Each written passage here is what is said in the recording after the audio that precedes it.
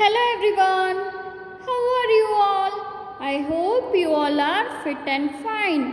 Welcome to our value education class. Today we are going to study lesson 5, being truthful. Okay children, so you also open your page number 29 of your textbook, and now let us read the quote first. Okay. Truth is the only safe ground to stand on. This quote is said by Elizabeth Cady Stanton. Okay, children, this above famous quote by Elizabeth Cady Stanton tells us that one should always follow the path of truthfulness. Children, are you truthful always? Children, a truthful person always wins others' trust in life. Okay, children? And you should always speak truth fearlessly. Okay, children? And you should be brave while speaking the truth. Now, this quote also tells us that we should always follow the path of truthfulness. Okay, children? And in this lesson, we are going to study the values of faithfulness, honesty, punctuality, and truthfulness. Okay, children? Now, time to start. The motto of our country is Satyameva Jayate, which means truth alone triumphs. Why do you think our country has chosen this as the motto? What is the truth and why is it so important? Truth simply means what is right and actual, be it in thought, word, or deed. Truth has an everlasting value. A truthful person always wins the trust and respect of others. Now, you all know, children, our country India motto is Satyameva Jayate, means truth always wins, or truth alone triumphs, or you can always say in other words, truth is victory. Okay. Now, why do you think our country has chosen this motto, and what is this truth means, and why is it so important? Truth means being honest. Okay, children? And truth simply means right and actual, means correct and real, be it in the thought, word, or deed. Deed means action. Truth meaning is being correct and real, be it in the thought, word, or deed. Okay, children? You should be truth always. Truth has an everlasting value, and a truthful person always wins a trust and respect from others. Many years ago, great scientist Copernicus also said that the sun was the center of our solar system. People did not believe him then and punished for his words. Now, centuries have passed, but what Copernicus discovered still remains true. Now, here the example of scientist Copernicus is told. Okay, he was saying that sun is the center of the solar system, and all the planets are revolving around the sun in its orbits, but people used to not believe him during that time. Okay, so they used to punish him for his words. and now even the centuries have passed. But what Copernicus had discovered still has remained true. Okay, children? This is the power of truth. Okay, children? From this example, we come to know. Okay? Sometimes we may think it is better and easier to lie.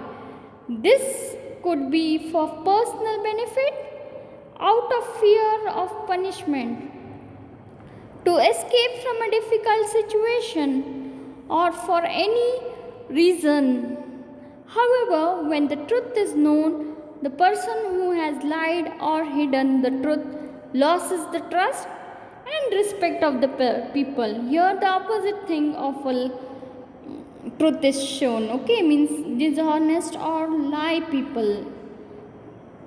It is shown. Okay, they try to escape themselves from the difficult situation, and they even have a fear of punishment. Okay, and for any other reason they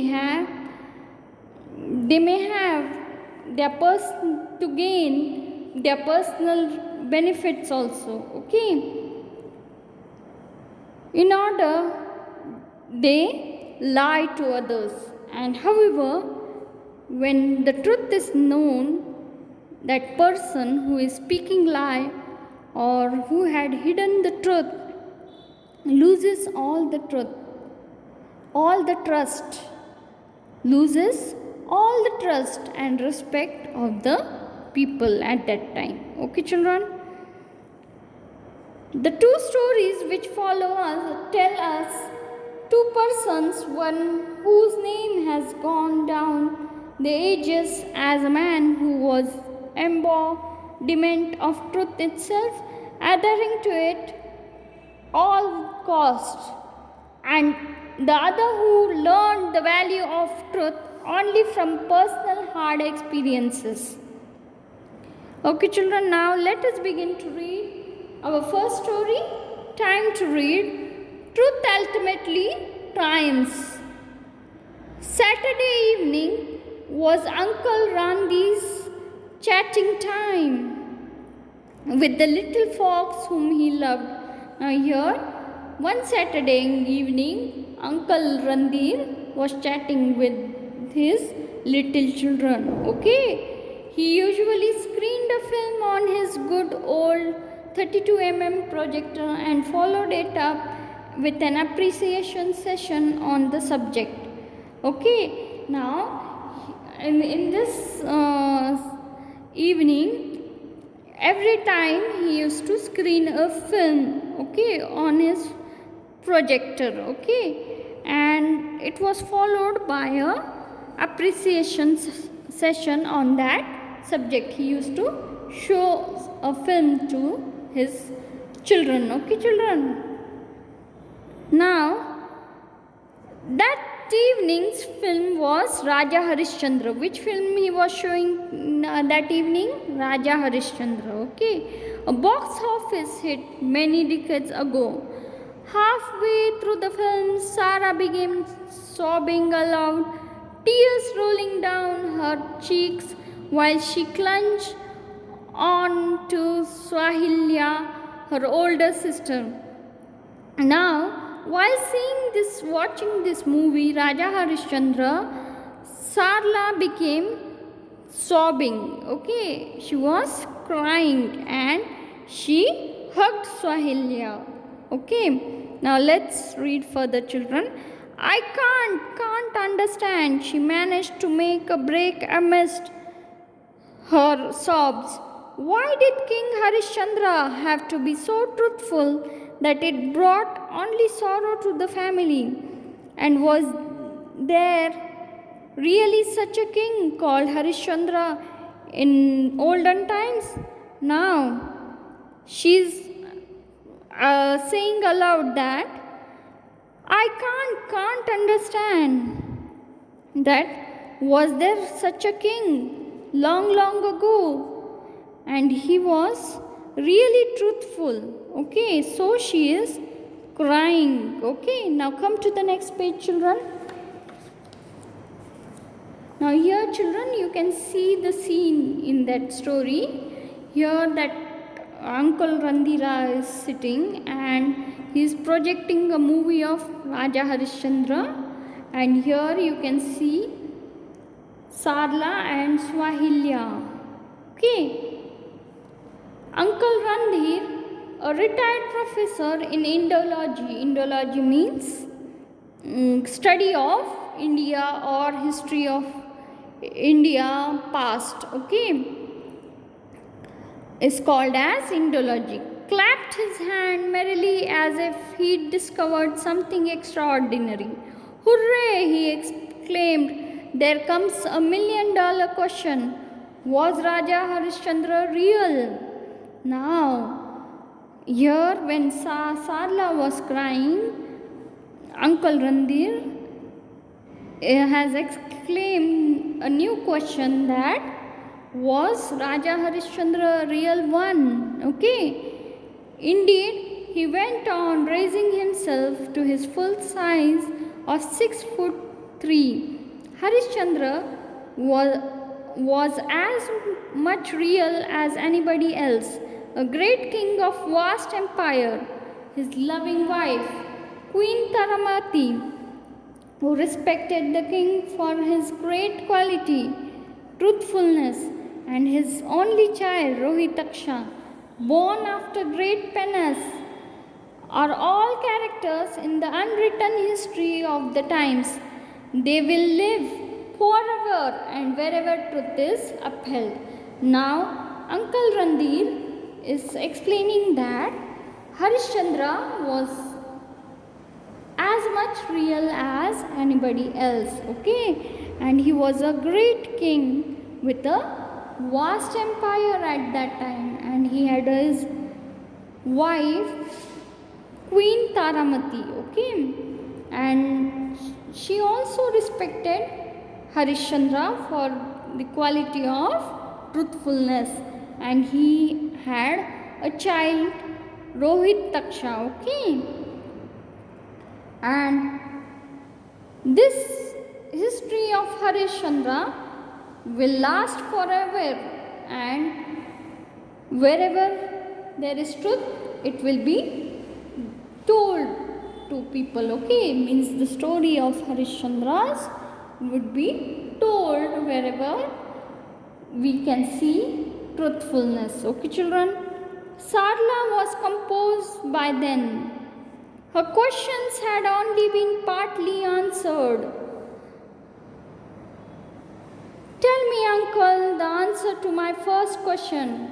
Listen now, uncle began. It is the rarest and rare happenings that there is born a great soul, a one in a million, whose name goes down the annals of history.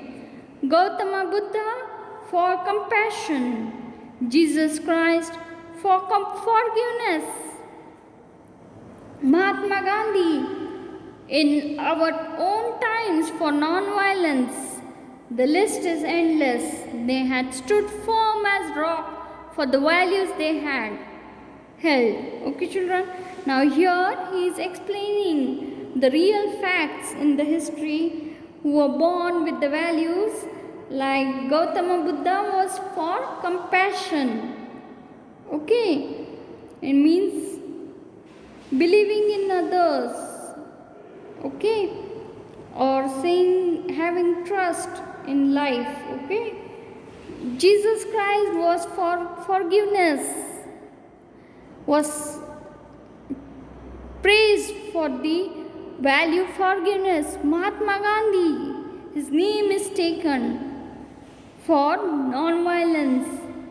Okay, and like that the name Harishchandra is taken for the valued truth. Okay children, now uncle summarized the events in the story. Raja Harishchandra, the king of Ayodhya, a descendant of Ishakwaku clan to which King Rama belonged, is one of such all-time great person caught in the tussle between the two great sages of eternal times. Vaishishta and Vishwamitra and becoming a victim to the sage Vishwamitra's ire. Harishchandra loses his kingdom upholding the truth.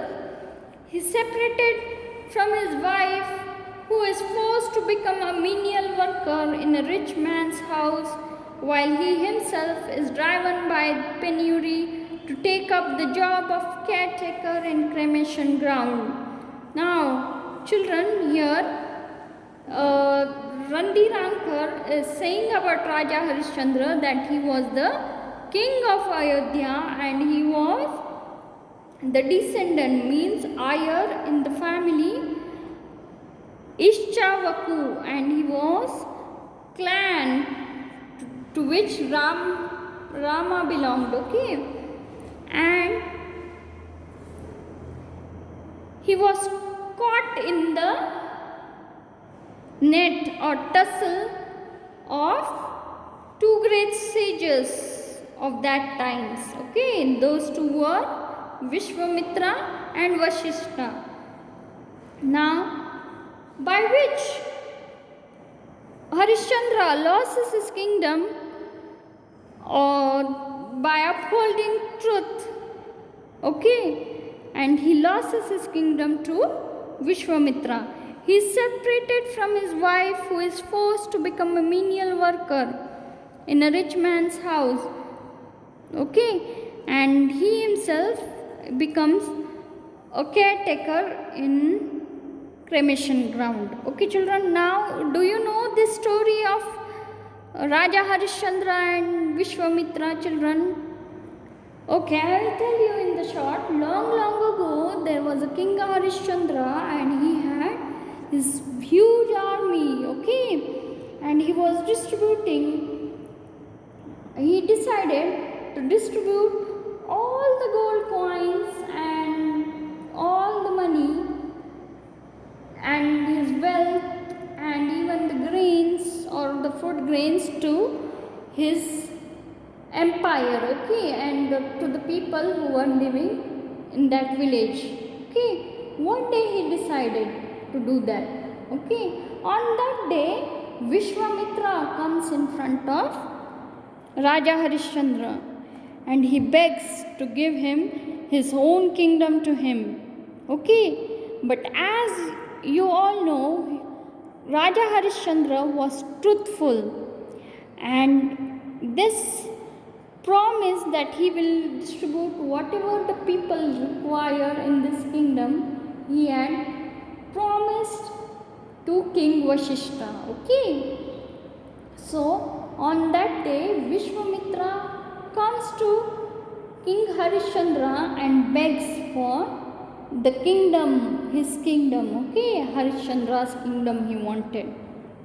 So, as he was honest and truthful, he gave away his kingdom, whole kingdom, to whom? Vishwamitra. Okay, children? Because he was truth and honest and he had promised Vashishta that he will look after the welfare of the people of his kingdom and he will distribute whatever the people want on that day. Okay, children? So, here we come to know that Harishchandra at that time loses his kingdom by upholding the truth, and his wife also became a menial worker in a rich man's house and he was a caretaker in a cremation ground. Okay, children?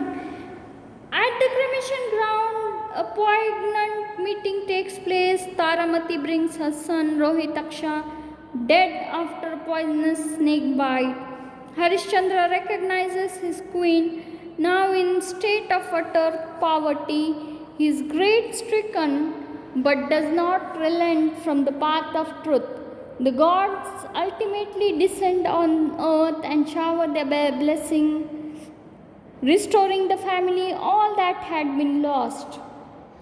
Now, children, what has happened further in that story, children? When Harishchandra was at cremation ground, Okay, one meeting was taking place at that time, and Taramati also brings her son Rohit Taksha there, who was dead after a poisonous snake bite. And Harishchandra recognizes the queen Taramati there, and now they were poor, okay, but he is grief stricken because he is following the path of truth. Okay, children. Then the God listens to this, okay, and comes on the earth and showers their blessings, okay. In return, God listens to this honest person, okay, or truthful person, and showers their blessings. By what blessing God gives to them? He restores the family all that had been lost.